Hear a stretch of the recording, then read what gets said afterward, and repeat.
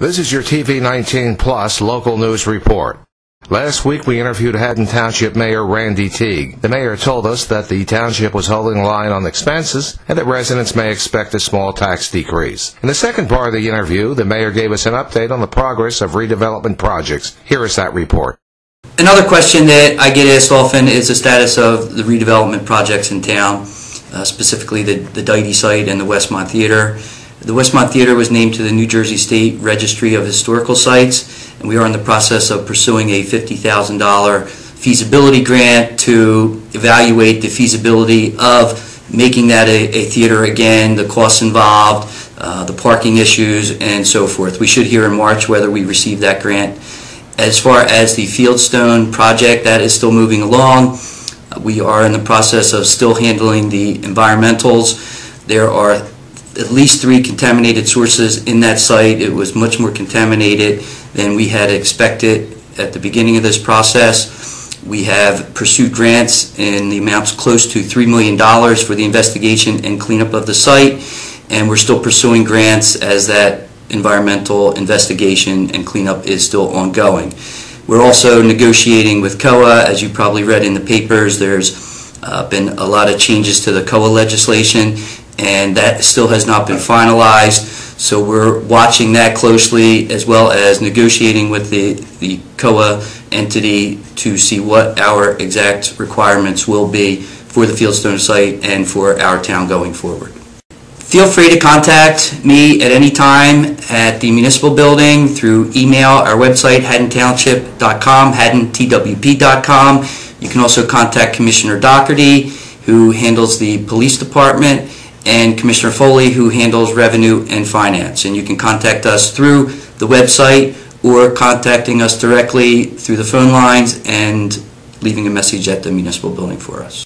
Collingswood will get a modern amenity in its downtown starting March 8th. There are 10 new parking kiosks, 9 along Haddon Avenue, and 1 in the soon-to-open lumberyard parking garage. They will replace the traditional coin-only machines in the heart of the downtown.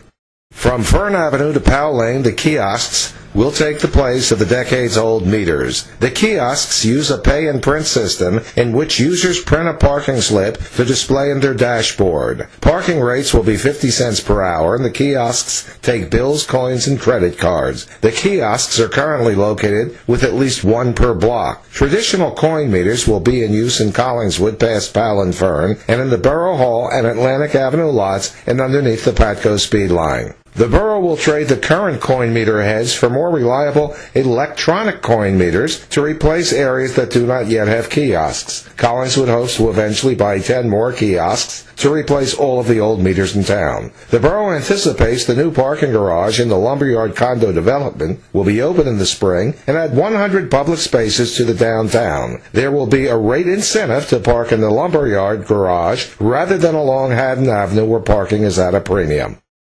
The Haddon Township girls basketball team that has had an outstanding season is entering the Group 1 playoffs this week. Earlier this season, sports reporter Mark Narducci spoke with Hawks standout Katie Getzinger and Coach Tom Mulligan after a win against Haddonfield. Mark Narducci with Coach Tom Mulligan and Katie Getzinger. How much do you work on defense, and how key is that? Defense is what we do every day in practice. It's how we start our offense pretty much. We always work on helping the helper and making sure we don't lose our girls in transition and always calling out screens. It's everything. And I thought you did a great job because you were guarding Brogan a lot and you were not allowing her to post up. Was that kind of your strategy coming in? Yeah, we weren't going to let her get anything on the low block tonight and try and keep her from limiting any jump shots at all. Well, they did a great job with that. And Coach Tom Mulligan, I would think now coming into the season 9-1, you have to be pleased, especially how you're playing on the defensive end this year. I think I really am. In a lot of ways, I try to preach to the kids that it really matters where you finish a lot at the end of the year. And I think that's one key in March, if you can get it done in the half court that time of year. And like I said earlier, I'm lucky that with the kids we have, they buy into it. And they buy into understanding the big picture on the defensive end. And I'm lucky. I'm lucky as a coach. They just have such a overall high basketball IQ, this group, and they make it look easy, but it is a lot of work. It certainly is. That's the news for now. We'll update this report weekly or sooner if breaking news warrants.